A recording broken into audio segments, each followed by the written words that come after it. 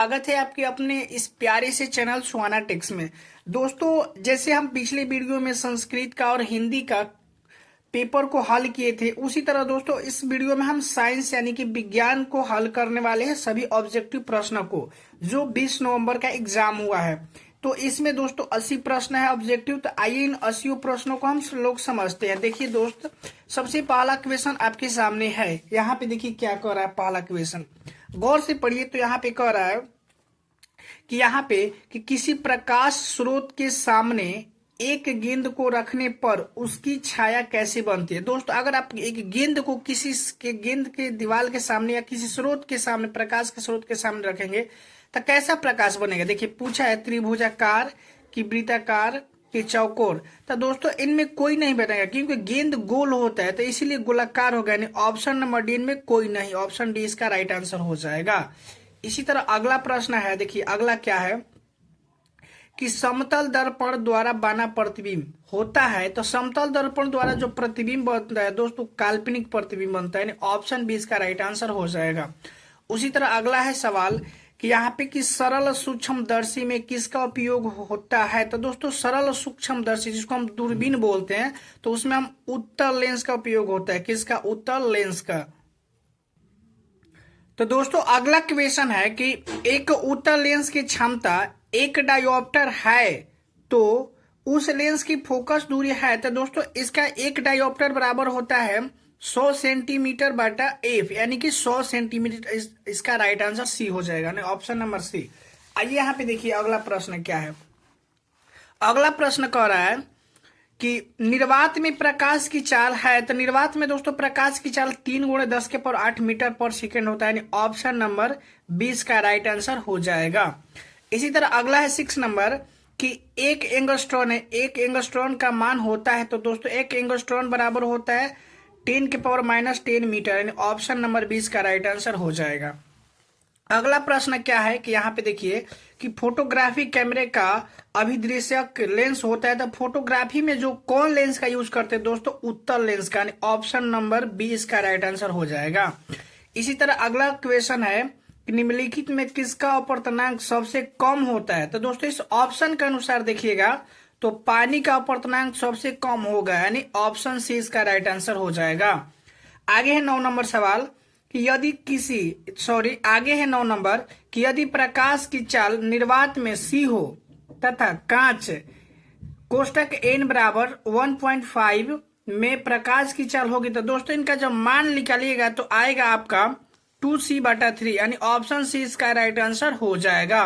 तो आइए हम 10 नंबर क्वेश्चन को समझते हैं। देखिए 10 नंबर क्वेश्चन यहाँ पे है, क्या कह रहा है कि यहाँ पे कह रहा है कि यदि जल एवं कांच के निर्वात के सापेक्ष अपवर्तनांक क्रमशः 4/3 तथा 3/2 हो तो कांच का जल के सापेक्ष अपवर्तनांक होगा। तो दोस्तों इसका मान निकालेगा तो 9/8 आएगा, यानी ऑप्शन डी इसका राइट आंसर हो जाएगा।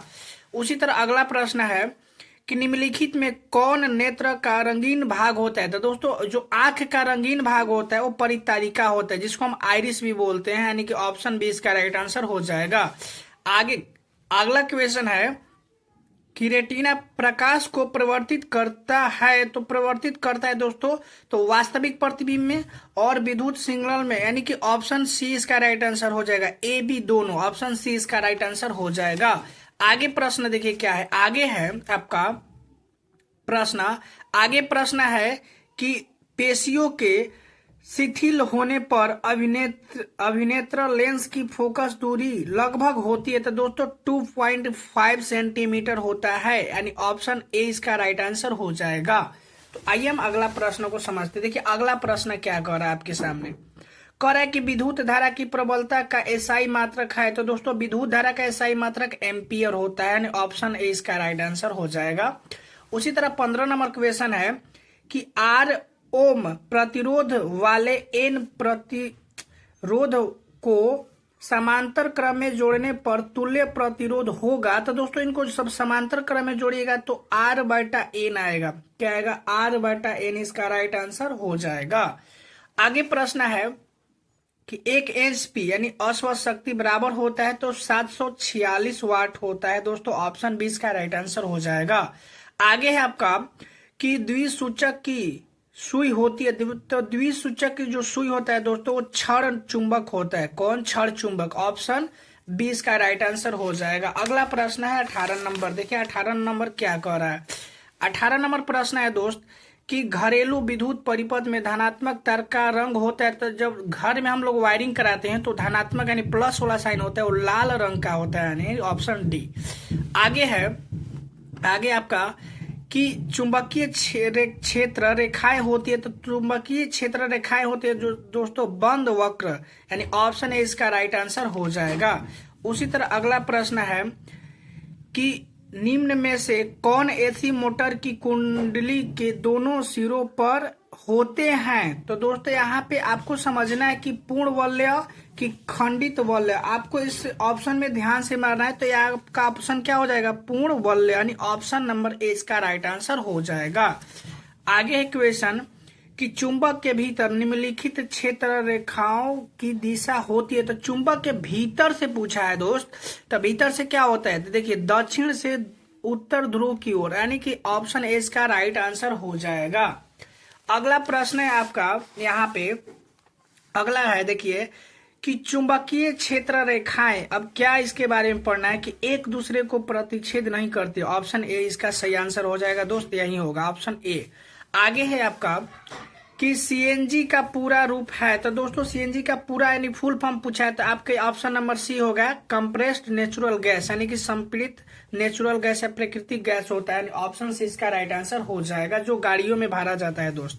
आगे है प्रश्न कि लाल रंग से अधिक तरंगदैर्घ्य वाली किरणों को क्या कहते हैं। तो दोस्तों इसका ऑप्शन बी हो जाएगा, अवरक्त किरण कहते हैं, यानी अवरक्त किरण, ऑप्शन बी हो जाएगा। निम्नलिखित में से कौन सा ऊर्जा स्रोत सौर ऊर्जा के व्युत्पन्न नहीं है। तो दोस्तों इनमें से कौन आपको मारना है? तो आप मारिएगा नाभिकीय ऊर्जा, ऑप्शन डी इसका राइट आंसर हो जाएगा। कौन? नाभिकीय ऊर्जा, ये सौर ऊर्जा के व्युत्पन्न नहीं है। अगला प्रश्न है, देखिए अगला, तो हमारा अगला प्रश्न है कि ग्रीन हाउस गैसों का सबसे ज्यादा उत्सर्जन होता है। तो दोस्तों सबसे ज्यादा गैस होता है जीवाश्म ईंधन, यानी ऑप्शन सी राइट आंसर हो जाएगा। अगला प्रश्न है, देखिए अगला प्रश्न क्या कह रहा है कि सोलर सेल बना होता है। तो सोलर सेल किसका बना होता है ये आपको बताना है। तो दोस्तों सोलर सेल किसका बना होता है? तो वो इसका राइट आंसर क्या हो जाएगा? सिलिकॉन का, यानी ऑप्शन नंबर सी इसका राइट आंसर हो जाएगा। आगे प्रश्न है कि निम्नलिखित में कौन धोबिया सोडा का अणु सूत्र है। तो देखिए धोबिया सोडा का अणु सूत्र बताएं, तो यहाँ पे हो जाएगा option number D Na2CO3 10H2O, यानी ऑप्शन नंबर डी इसका राइट आंसर हो जाएगा। इसी तरह अगला प्रश्न है, देखिए अगला प्रश्न क्या कह रहा है। अगला प्रश्न कह रहा है कि निम्नलिखित में से कौन संयोजन अभिक्रिया है। तो देखिए संयोजन अभिक्रिया ने जोड़ने वाला अभिक्रिया, दो कारकों का, यानी यहाँ पे ऑप्शन नंबर 20 का राइट आंसर हो जाएगा। उसी तरह अगला प्रश्न है दोस्तों यहाँ पे 30 नंबर क्वेश्चन कि निम्नलिखित यानी निम्न में कौन ऑक्सीकरण की क्रिया नहीं है। ऑक्सीकरण की क्रिया पढ़े होंगे तो अवक्षेपण हो जाएगा, ऑप्शन नंबर 20 का राइट आंसर हो जाएगा। आगे क्वेश्चन है कि साग सब्जियों का विघटित होकर कंपोस्ट बनाना किस अभिक्रिया का उदाहरण है। तो दोस्तों ये ऊष्माक्षेपी अभिक्रिया होता है, ऊष्माक्षेपी अभिक्रिया। आगे प्रश्न है कि वसायुक्त खाद्य सामग्री को तो अगला हम लोग का प्रश्न है कि वसायुक्त खाद्य सामग्री को विकृत गंधी होने से बचाने के लिए उसमें मिलाए जाने वाले पदार्थ को क्या कहते हैं। तो यहाँ पे दोस्तों ऑप्शन बी हो जाएगा, प्रति अपचायक पदार्थ कहते हैं, यानी ऑप्शन बी इसका राइट आंसर हो जाएगा। अगला प्रश्न है कि विरंजक चूर्ण का रासायनिक सूत्र है। तो विरंजक चूर्ण का रासायनिक सूत्र ऑप्शन बी हो जाएगा, CaOCl2 इसका राइट आंसर हो जाएगा। आगे कि हमारे पेट में कौन सा अम्ल बनता है। तो हमारे पेट में हाइड्रोक्लोरिक अम्ल बनता है, यानी HCl बनता है। आगे नंबर क्वेश्चन है, अगला प्रश्न है हम लोगों का कि यहाँ पे NaHSO4 है, तो क्या है दोस्तों इसको बताना है। तो ए हो जाएगा अम्लीय लवण है, यानी ऑप्शन बी इसका राइट आंसर हो जाएगा। आगे प्रश्न है दोस्त, आगे है हम लोग का कि धातुएं आवर्त सारणी में किस ओर पाई जाती है, तो ये आपको बताना है। तो दोस्तों बाईं ओर केंद्र में, यानी ऑप्शन बी इसका राइट आंसर हो जाएगा। आगे सवाल है कि स्कूल की घंटी धातु की बनी होती है क्योंकि यह बताना है कि यह क्या है। तो दोस्तों यह सोनरस है, यानी कि यह आपका सोनरस हो जाएगा, यानी ऑप्शन नंबर सी इसका राइट आंसर हो जाएगा। आगे है आपका, आगे प्रश्न है कि लोहे की परमाणु संख्या है। तो देखिए लोहे की परमाणु संख्या कितना है, तो 26 होता है, यानी ऑप्शन डी इसका राइट आंसर हो जाएगा। और लोहा को हम Fe से सूचित करते हैं दोस्त, Fe से। आगे आपका प्रश्न यहाँ पे कि टाइटेनियम, क्रोमियम, मैग्नीज तथा जिरकोनियम धातुओं को कहा जाता है, तो यहाँ पे सामरिक धातु कहते हैं, यानी ऑप्शन सी इसका राइट आंसर हो जाएगा। आइए हम अगला प्रश्न पढ़ते हैं। देखिए अगला 40 नंबर प्रश्न क्या है कि शुद्ध सोना है। तो शुद्ध सोना दोस्तों 24 कैरेट का होता है, यानी ऑप्शन नंबर डी इसका राइट आंसर हो जाएगा। आगे है कि एल्केन का सामान्य सूत्र क्या है। तो एल्केन का सामान्य सूत्र होता है दोस्तों CnH2n+2, यानी ऑप्शन बी इसका राइट आंसर हो जाएगा। आगे क्वेश्चन है कि निम्नांकित में कौन सी गैस धातु को जोड़ने में प्रयुक्त होती है। निम्नांकित गैस होता है तो दोस्तों एथिलीन गैस, यानी ऑप्शन डी इसका राइट आंसर हो जाएगा। आगे है आपका यहाँ पे कि उच्च वासा अम्लों के सोडियम लवण कहलाते हैं, तो हो जाएगा अपमार्जक, यानी ऑप्शन नंबर सी इसका राइट आंसर हो जाएगा। आगे है कि सिरका में निम्न में कौन सा अम्ल पाया जाता है। तो सिरका में दोस्तों एसिटिक अम्ल पाया जाता है, ऑप्शन नंबर ए इसका राइट आंसर हो जाएगा। तो अगला हम लोग का प्रश्न है 45 नंबर की CH3 यहाँ पे -O- यहाँ पे C2H5 का यहाँ पे नाम दिया है दोस्तों कि नाम है, तो आपको यहाँ पे ऑप्शन ए हो जाएगा, मेथॉक्सिन एथेन हो जाएगा, मेथॉक्सिन एक्सेन, ऑप्शन ए इसका राइट आंसर हो जाएगा। आगे प्रश्न देखिए, अगला प्रश्न क्या है, कह रहा है कि अगला प्रश्न कि मेंडलीफ के तत्व वर्गीकरण का आधार क्या है। तो दोस्तों इसका ऑप्शन सी हो जाएगा राइट आंसर, परमाणु द्रव्यमान। क्या हो जाएगा, परमाणु द्रव्यमान। आगे सवाल है कि आवर्त सारणी के प्रथम वर्ग के सदस्य हैं, तो इसमें क्या मारना है दोस्तों, क्षार धातु मारना है, यानी ऑप्शन सी इसका राइट आंसर हो जाएगा। आगे प्रश्न है कि ओजोन के एक अणु में ऑक्सीजन के परमाणुओं की संख्या होती है, तो दोस्तों परमाणुओं की संख्या 3 होती है, यानी ऑप्शन सी इसका राइट आंसर हो जाएगा। अगला क्वेश्चन है कि आवर्त सारणी के प्रत्येक आवर्त का अंतिम सदस्य होता है, तो इसमें क्या माना है दोस्तों, अक्रिय गैस, यानी ऑप्शन डी इसका राइट आंसर हो जाएगा। देखिए इधर 50 नंबर क्वेश्चन क्या कर रहा है, 50 नंबर कर रहा है कि फ्लोरीन की परमाणु संख्या है, तब फ्लोरीन 9 होता है दोस्त, ऑप्शन ए इसका राइट आंसर हो जाएगा। आगे क्वेश्चन है कि निम्न में से कौन वन संपदा का एक उदाहरण है, तो लकड़ी हो जाएगा दोस्तों, ऑप्शन बी। आगे क्वेश्चन है कि ग्लोबल वार्मिंग के लिए कौन सी गैस उत्तरदायी है, तो CO2 गैस, दोस्तों ऑप्शन डी इसका राइट आंसर हो जाएगा।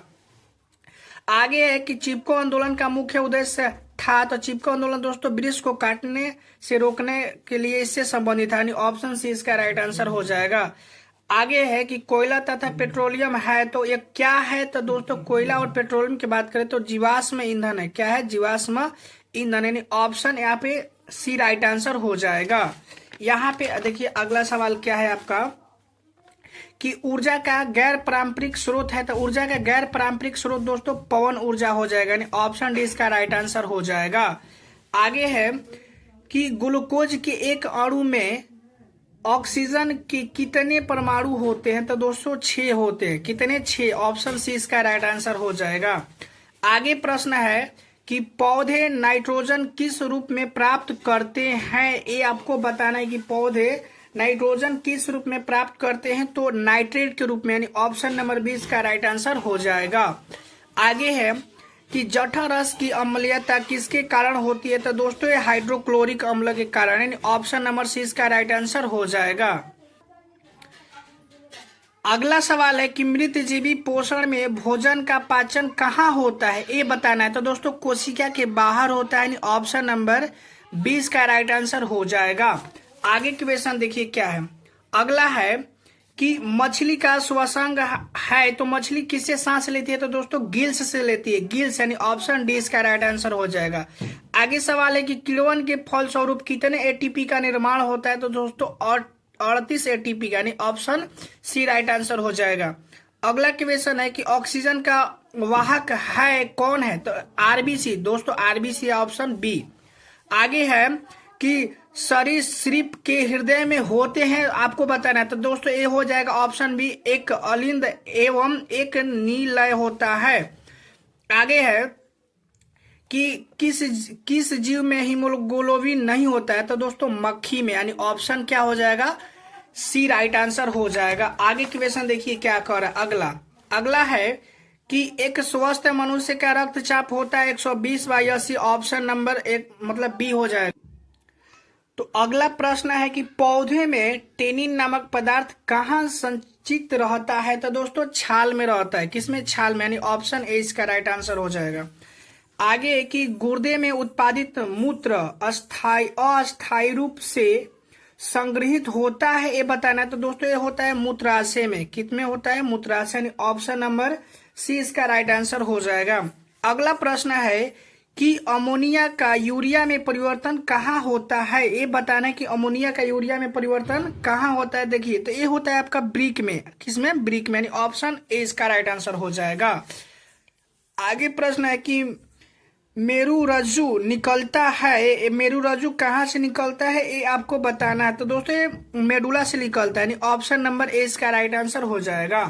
आइए हम 70 नंबर प्रश्न को समझते हैं। देखिए 70 नंबर क्या कह रहा है, यहाँ पे कह रहा है कि किस हार्मोन की मदद से बड़े आकार के फल एवं फूल उगाए जाते हैं, ये आपको बताना है, तो दोस्तों ए हो जाएगा